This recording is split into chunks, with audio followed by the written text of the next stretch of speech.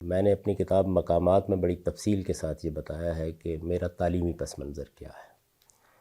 اس کی تفصیلات اگر آپ کے علم میں ہیں تو میں نہیں دہراتا، نہیں آپ مختصراً اگر دہرا سکیں۔ لیکن اگر نہیں ہیں تو میں مختصر طریقے سے یہ بتا دیتا ہوں کہ میرے والد کی یہ خواہش تھی کہ میں اسلامی علوم اور السنہ شرقیہ سے اپنی تعلیم کی ابتدا کروں۔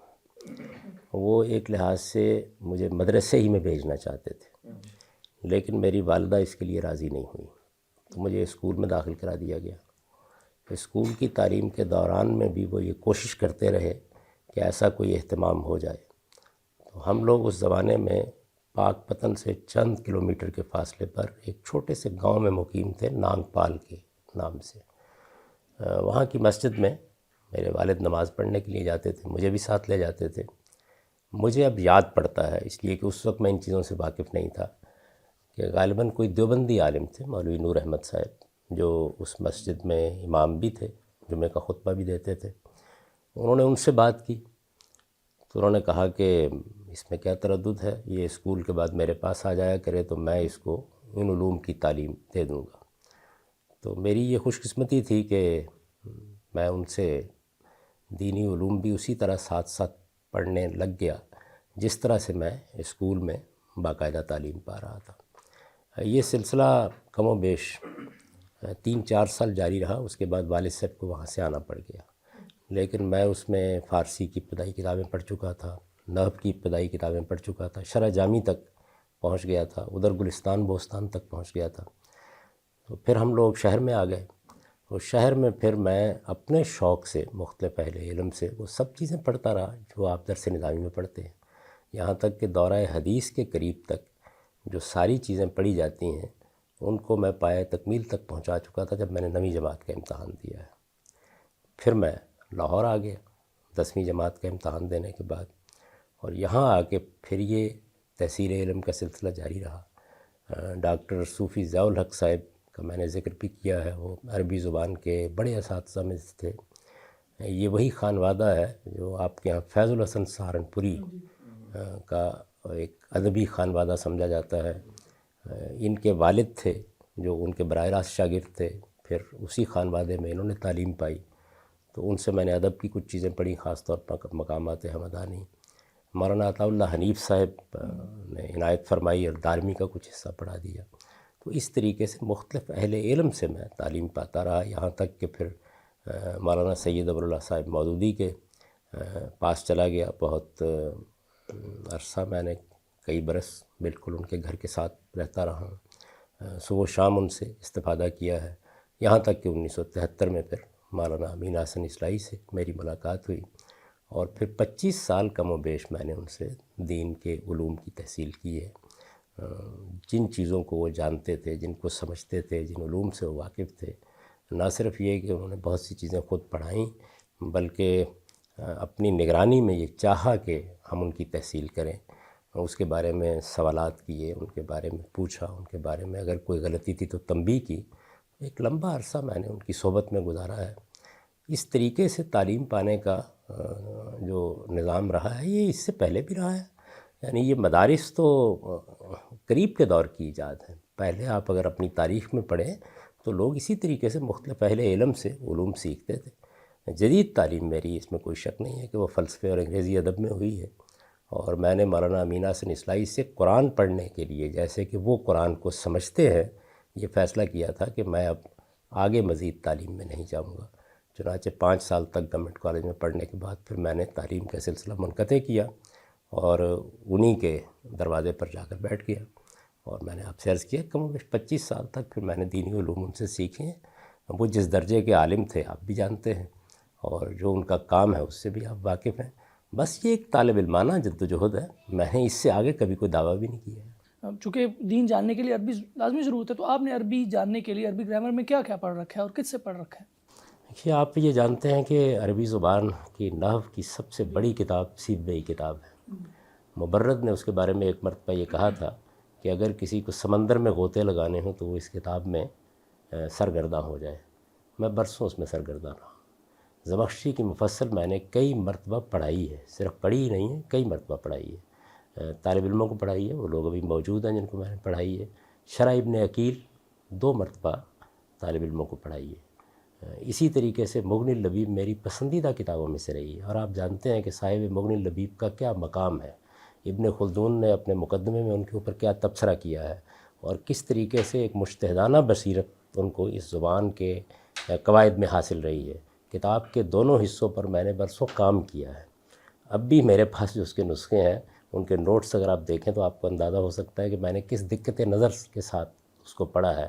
اس طرح بہت سی دوسری چیزیں جو فارسی زبان میں لکھی گئی ہیں وہ میری نظر سے گزری ہیں، ان پر میں نے کچھ کام بھی کیا ہے، اور برسوں یہ نحو کا علم پڑھایا بھی۔ نہیں تو یہ آپ نے کہاں پڑھا ہے؟ اپنے ادارے میں یا کہاں؟ یہ ضروری نہیں ہے کہ آپ کسی کے پاس جا کے پڑھیں۔ جب میری استعداد پیدا ہو گئی تو ظاہر ہے کہ پھر آپ خود کتابیں پڑھتے ہیں، خود دیکھتے ہیں، ان کے شروع کو دیکھتے ہیں، اور اگر کہیں کوئی مشکل پیش آ جاتی ہے تو کسی صاحب علم سے مشورہ بھی کر لیتے ہیں۔ میں نے یہ چیزیں اس وقت پڑھی ہیں جب عربی زبان کو اور عربی زبان کی چیزوں کو پڑھنے کی میری استعداد اللہ کی عنایت سے پیدا ہو چکی ہوئی تھی۔ آپ نے فقہ میں کیا پڑھ رکھا ہے؟ دین کے حوالے سے دین حدیث کی میں جو کیا آپ پڑھ رکھا تعبیر ہے پیش کر رہے ہیں اس میں کیا پڑھا ہے آپ نے؟ یہ کہاں سے تعبیر لی ہے؟ دیکھیے، تعبیر دین پر اگر آپ کا سوال ہے تو آپ ایجاز سے اگر بات کریں تو بنیادی طور پر 4 ہی کتابیں آپ کہہ سکتے ہیں کہ اس معاملے میں بنیادی اہمیت کی حامل ہے۔ اصول میں شاطبی کی موافقات کو یہ حیثیت حاصل ہے، یعنی وہ آپ کو دین کی ایک خاص تعبیر کی طرف بھی لے جاتی ہے۔ میری پسندیدہ کتابوں سے رہی ہے۔ میں نے جب پہلی مرتبہ زندگی میں اعتکاف کیا تھا تو اس اعتکاف کو اسی کتاب کی نظر کر دیا تھا، اور اب بھی میرے پاس جو اس کا نسخہ موجود ہے، آپ دیکھ سکتے ہیں کہ میں نے کس طریقے سے اس کتاب کو پڑھا ہے اور اس کو سمجھنے کی کوشش کی ہے۔ غزالی نے احیاء العلوم میں پورے دین کو بیان کیا، کیمیائے سعادت میں اس کا خلاصہ کیا، اس لحاظ سے وہ ایک بنیادی کتاب بن گئی۔ اور پھر آپ جانتے ہیں کہ چونکہ ہمارے ہاں دین کی صوفیانہ تعبیر کا غلبہ ہے تو وہ یہ کتاب آج بھی اس پر حکومت کر رہی ہے۔ شاہ ولی اللہ کی حجت اللہ البالغہ، یعنی وہ ہمارے پورے اسلامی لٹریچر میں ایک منفرد چیز ہے۔ اور مولانا مودودی صاحب کی اسلامی نظامی زندگی، ان کی کم و بیش ساری کتابیں میں نے پڑھی، ان کے ایک طرح سے آغوش تربیت میں آنکھ کھولی ہے۔ تو یہ چیزیں جو ہیں یہ میری حدیث نظام کی میں رہی کون سی کتابیں جن سے آپ نے استفادہ کیا ہے اور باقاعدہ پڑھا ہے؟ ہیں۔ نہ صرف یہ کہ حدیث کی جو کتابیں متداول ہیں، جیسے آپ سیاستہ کہتے ہیں، ان کو میں نے سبکن پڑھا ہے، بلکہ جس وقت میں کام کر رہا تھا میزان کے سلسلے میں سنت پر اور حدیث پر، تو پوری مسند احمد بن حنبل میں نے دیکھی ہے، پوری کی پوری مسند کو شروع سے لے کے آخر تک پڑھا ہے، نشان زد کیا ہے اس کو۔ اور میرا چونکہ ایک خاص نقطہ نظر بن گیا تھا کہ حدیث کے کانٹینٹ میں کیا چیز ہوتی ہے، تو اس زاویے سے میں نے ایک ایک حدیث کو دیکھا ہے، اور اس کے بعد وہ آراء قائم کی ہیں جو اب آپ میری کتاب میں دیکھتے ہیں۔ اور قرآن مجید آپ نے کہاں سے پڑھا، کس سے سیکھا؟ قرآن مجید کا ایک دور وہ ہے کہ جس میں میں تفاسیر کی روشنی میں اس کو پڑھتا تھا۔ ظاہر ہے کہ میری بھی ایک خاص پس منظر میں تربیت ہوئی۔ اگر آپ سب سے پہلی چیز پوچھیں تو چونکہ میرے جو اساتذہ تھے کچھ وہ بریلوی نقطہ نظر کے بھی تھے، جن سے میں نے مختصر معنی مثال کے طور پر پڑھی، وہ بھی بریلوی عالم تھے۔ ایک مطول پڑھی، وہ بھی ایک بریلوی عالم تھے۔ تو ان کے زیر اثر سب سے پہلے جو چیز میں نے دیکھی تھی، اب میں اسکول کے زمانے کی بات کر رہا ہوں، وہ اصل میں ایک اردو تفسیر تھی جس میں کنز الایمان کا ترجمہ تھا، اور غالباً مولانا نعیم مراد آبادی صاحب کا حاشیہ تھا۔ تو مجھے شوق ہوا اس کا۔ اس کے بعد میری پسندیدہ کتابوں میں کشاف رہی ہے۔ زمخشری کشاف میں نے پڑھی ہی نہیں ہے، بارہا پڑھائی بھی ہے، بلکہ شاید آپ کے لیے باعث تعجب ہو کہ جو ملک غلام مرتضیٰ صاحب تھے وہ بھی میرے شاگردوں میں سے ہیں، اور انہوں نے مجھ سے کشاف ہی کے بہت سے ابواب ایک زمانے میں پڑھے تھے، اور بھی بہت سے لوگ یہ کتابیں مجھ سے پڑھتے رہے ہیں۔ تفسیر کی کتابوں میں جو میری پسندیدہ کتابیں رہی ہیں اس زمانے میں، وہ قرطبی تھی، آلوسی بھی تھی، ابن کثیر بھی تھی، ابن جریر بھی تھی۔ آپ جانتے ہیں کہ تفسیر میں مختلف مکاتب ہیں، یعنی ایک تفسیر باصور ہے جس میں آثار کو زیادہ تر اہمیت دی جاتی ہے، اور اس کی اہم ترین چیزیں جتنی ہیں وہ میری نظر سے گزری ہیں۔ امام راضی کی تفسیر کو آپ یوں تو نہیں پڑھتے کہ ایک طرف سے آپ شروع ہو جائیں، لیکن اتنی زیادہ دفعہ مراجعت کی ہے کہ شاید ہی کوئی جگہ رہ گئی ہو کہ جو اب نظر سے نہ گزری ہو۔ تو اس کے بعد پھر وہ دور آیا ہے کہ جس میں میں امام حمید الدین فراہی سے متعارف ہوا۔ اس تعارف کی داستان میں نے کئی مرتبہ بیان کیا ہے کہ قرآن کے بارے میں مجھے بہت تردد تھا، اور میں نے مولانا سید ابواللہ صاحب مودودی سے اس زمانے میں ایک ملاقات میں یہ عرض کیا کہ قرآن میری سمجھ میں نہیں آتا، یعنی اس جملے کا مطلب کیا تھا۔ ظاہر ہے کہ آپ عربی زبان جانتے ہیں، قرآن پڑھیں گے، اس لیے کہ قرآن کے نیچے جو کچھ قرآن مجید کی شرح و تفسیر میں لکھا ہوا ہوتا ہے اسی کو ہم قرآن کا سمجھنا کہتے تھے۔ اس میں بہت اشکالات، آپ کے شاید علم میں ہوگا یہ کہ میں درس قرآن دے رہا تھا، اور درس قرآن کے دوران میں یہ سورہ نساء میں میراث کی آیتیں آئی ہیں، تو میں نے درس قرآن کو بند کر دیا۔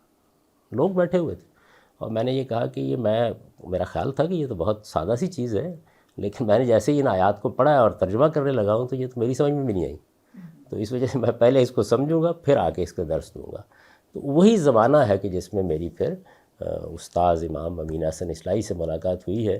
وہ پھر ایک اور نئی دنیا تھی۔ انہوں نے یہ کہا کہ دیکھیے بہت سی تفسیریں لکھی گئی ہیں، ہمارے آج کے زمانے میں بھی لکھی گئی ہیں، بہت سے تراجم ہوئے ہیں، لیکن ہر فن میں کچھ امہات کتب ہوتی ہیں، تو جب تک تم ان سب کو نہیں پڑھ لو گے اس وقت تک ہمارے طریقے کے مطابق قرآن کو نہیں سمجھ سکو گے۔ وہ ایک پوری دنیا میں کو 50-60 کتابوں کی انہوں نے فہرست بنا دی، اور اس کے بعد وہ سوالات کرتے تھے کہ کیا پڑھا ہے، کیسے پڑھا ہے، کیا سمجھا ہے، کیا خلاصہ ہے، اور اس طریقے سے کوئی 8-10 سال کا زمانہ ہے جس میں نے ایک لحاظ سے ان کے زیر نگرانی پھر تفسیر سے متعلق ساری امہات کتب پر ایک نظر ڈالی ہے۔ مجھے جساس کی احکام القرآن بہت پسند رہی ہے، اگرچہ وہ خاص آیات کی شرح و وضاحت ہے۔ ابن العربی کی احکام القرآن بھی بہت پسند رہی ہے۔ تو بہت سی چیزیں ہیں جن سے میں گزرا ہوں۔ اس کے بعد پھر امام حمید الدین فراہی کا جو انداز ہے، جس طریقے سے انہوں نے قرآن کو دیکھا ہے، اس کی زبان کو دیکھا ہے، میرا چونکہ زیادہ رجحان اس جانب ہو گیا، تو پھر اس دائرے کے اندر بہت سی چیزیں ہیں جن کو پڑھنے کا موقع ملا۔ بلاغت بھی آپ نے پڑھی؟ بلاغت کے بارے میں نے ابھی آپ سے عرض کیا کہ یہ جو عام کتابیں درس نظامی کی ہیں یہ تو میں نے اسکول کے زمانے ہی میں پڑھ لی تھی۔ اس کے بعد مجھے اس فن سے بہت دلچسپی پیدا ہوئی، کیونکہ آپ جانتے ہیں کہ جو پہلی کتاب شبلی کے اہتمام میں امام فرائی کی چھاپی گئی ہے وہ جمرۃ البلاغہ ہی ہے، اور اس میں انہوں نے بلاغت کے پورے علم پر تنقید کی ہے۔ اور میرا خیال یہ تھا کہ اس میں پھر جو بنیادی کتابیں جیسے سکاکی کی کتاب ہے، مفتاح العلوم ہے، اور دوسری چیزیں ہیں، ان کو بھی براہ راست دیکھنا چاہیے۔ ایک زمانے میں مجھ پر بہت خبت ہوتا تھا طالب علمی کے زمانے میں کہ کوئی جو بھی فن ہے اس کی کلاسیکی چیزیں ضرور پڑھنی چاہیے، تو وہ بھی اس زمانے میں نے پڑھی، اور پھر مجھ پر حقیقت میں قدر و قیمت بھی واضح ہوئی کہ جمہرۃ البلاغہ میں جو ایک نیا اسلوب قرآن مجید کی زبان کو سمجھنے کے لیے اختیار کیا گیا اس کی کیا اہمیت ہے۔ تو فقہ پر آپ صرف تنقید ہی کرتے ہیں، صرف رائے دیتے ہیں، یا اس کو بھی کچھ پڑھا ہے آپ نے؟ دیکھیے فقہ میں دو چیزیں ہوتی ہیں، ایک اصول ہے، اصول کی کتابوں میں سے میں نے آپ سے عرض کیا کہ موافقات تو میری پسندیدہ ترین کتاب رہی ہے، لیکن جن لوگوں نے موافقات کو پڑھا ہے وہ جانتے ہیں کہ خود صاحب موافقات نے ہمارے ہاں جو اصول کا پرانا منہج رہا ہے اس کے اوپر بڑی شدید تنقید کر دی ہے۔ جو اصول کی پرانی کتابیں ہیں ان میں سے سب سے پہلے تو ہر آدمی امام شافعی کی رسالہ کو پڑھتا ہے، اور رسالہ کے بہت سے حصے میں نے پڑھائے بھی ہیں ایک زمانے میں۔ بزدوی کی اصول بہت پسند رہی ہے مجھے۔ اسی طرح اگر معلومات کے لحاظ سے آپ دیکھیں اور ایک طریقے سے پہلی 3 صدیوں کے اصولی کام پر تبصرے کے لحاظ سے دیکھیں تو ابن حزم کی الاحکام فی اصول الاحکام بھی بہت غیر معمولی چیز ہے، اور میں نے اس کو بہت دقت نظر کے ساتھ کوشش کی ہے کہ پڑھوں، سمجھوں ان کا نقطہ نظر۔ وہ نقطہ نظر بہت حد تک آدمی کو اپیل بھی کرتا ہے، کیونکہ اس کے اندر ایک خاص طرح کا تنقیدی مزاج ہے جو میرا بھی مزاج رہا ہے آپ کہہ سکتے ہیں، تو میں نے اس کو بھی بہت اچھی طرح دیکھا اور اس کو سمجھ۔ آمدی کی الاحکام پسندیدہ کتابوں میں سے رہی ہے، اب بھی میں گاہے گاہے اس کو ضرور دیکھتا ہوں۔ تو اصول کی جو امہات کتب ہیں وہ یہی ہیں جن کو ہر آدمی کو دیکھنا چاہیے۔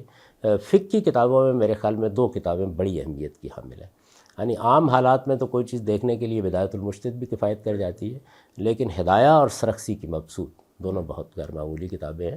اور سرخسی کی مبسوط کا معاملہ بالکل تفسیر رازی قسم کا ہے، یعنی یہ کتابیں ایسے نہیں ہوتیں کہ آپ ایک دن بیٹھ جاتے ہیں اور شروع سے آخر تک پڑھنا شروع کر دیتے ہیں۔ آپ بار بار جب مراجعت کرتے ہیں مختلف مسائل میں تو وہ بھی کم و بیش کوئی رہ نہیں گیا ہوگا حصہ اس کا جو نہ دیکھا گیا۔ ہدایہ البتہ میں نے شروع سے لے کے آخر تک پڑھی۔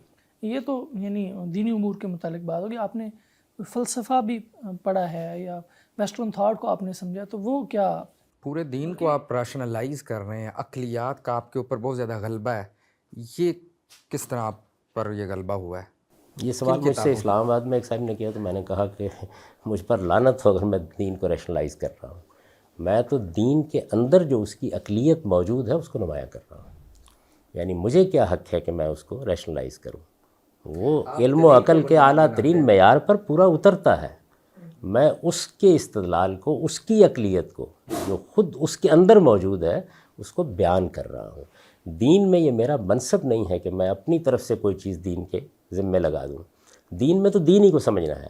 یعنی میں تو اگر میری کتاب کو آپ پڑھیں تو یہ بتا رہا ہوتا ہوں کہ اللہ تعالیٰ کے وجود کے کیا دلائل ہیں، تو اس میں بھی اپنی طرف سے کوئی بات کہنے کے بجائے قرآن مجید کی بنیاد پر قرآن مجید نے جو استدلال پیش کیا ہے اس کی وضاحت کر رہا ہوں۔ قرآن مجید خود اپنا اس بات کیسے کرتا ہے اس میں بھی وہی چیزیں بیان کر رہا ہوں۔ نبوت کن دلائل کی بنیاد پر ثابت ہوتی ہے اس میں وہی چیزیں بیان کر رہا ہوں۔ باقی جو فلسفے کے بارے میں آپ نے پوچھا تو میں شاید اس وقت جو لوگ مذہب کو بیان کر رہے ہیں ان میں واحد آدمی ہوں کہ جس نے فلسفہ باقاعدہ طریقے سے ایک طالب علم کے طور پر گورنمنٹ کالج میں 5 سال پڑھا ہے۔ میں فلسفے کا طالب علم رہا ہوں اور اس زمانے کے بڑے اچھے اساتذہ سے میں نے اس کو پڑھا ہے۔ فلسفے کی آپ جانتے ہیں کہ 3 بڑے ادوار ہیں۔ ایک اس کا وہ دور ہے جس میں یونان کا فلسفہ، جس میں سقراط تھے، افلاطون تھے، ارسطو تھے، اور یونان کی ایک قدیم روایت تھی۔ اس کے بعد بھی کچھ روایات اس کے اندر شامل ہوئی، لیکن ایک لمبے عرصے تک اسی نقطہ نظر کا غلبہ رہا ہے۔ اس کے بعد مغربی فلسفے کی وہ روایت ہے جو دیکارت سے شروع ہوئی ہے، جس میں پھر بڑے بڑے لوگ پیدا ہوئے ہیں، کانٹ بھی ہے، ہیگل بھی ہے، اور بھی بہت سے لوگ ہیں، ان کے افکار خیالات ہیں۔ پھر وہ تیسرا دور اب ہے جس کو ہم پوسٹ ماڈرنزم کا دور کہتے ہیں۔ اصل میں تو اس کی ابتدا نیتشے سے ہو گئی تھی۔ تو اس میں بھی میرے دونوں طرح کے معاملات رہے ہیں، یعنی وہ چیزیں جن میں ایجاز کے ساتھ فلسفے کو بیان کیا جاتا ہے، جیسے ول ڈیورا نے بیان کیا ہے، جیسے فرینک تھیری نے بیان کیا ہے، جیسے WT اسٹیس نے بیان کیا ہے، تو وہ چیزیں تو خیر آدمی طالب علمانہ ضرورتوں کے تحت پڑھتا ہی ہے، لیکن اس کے ساتھ میں نے کوشش کی کہ اس میں بھی جو بڑی بڑی کلاسیکل چیزیں ہیں، مثلا ڈائلاگ آف پلیٹو ہے، مثال کے طور پر کریٹیک آف پیور ریزن ہے، یا اس طرح کی جو چیزیں ہیں ان کو براہ راست بھی پڑھوں۔ اور اللہ کا احسان ہے کہ ان کو بھی میں نے اپنے طالب علمی کے زمانے میں پڑھا ہے، سمجھا ہے، اور صرف یہی نہیں ہے کہ ایک نظر ڈالی ہے ان کے اوپر، بلکہ ان کا تنقیدی مطالعہ کیا ہے، اور علی وجہ البصیرت اگر میں نے فلسفے کی کوئی چیز قبول کی ہے تو کی ہے، اور اگر رد کی ہے تو اسی طرح رد کی۔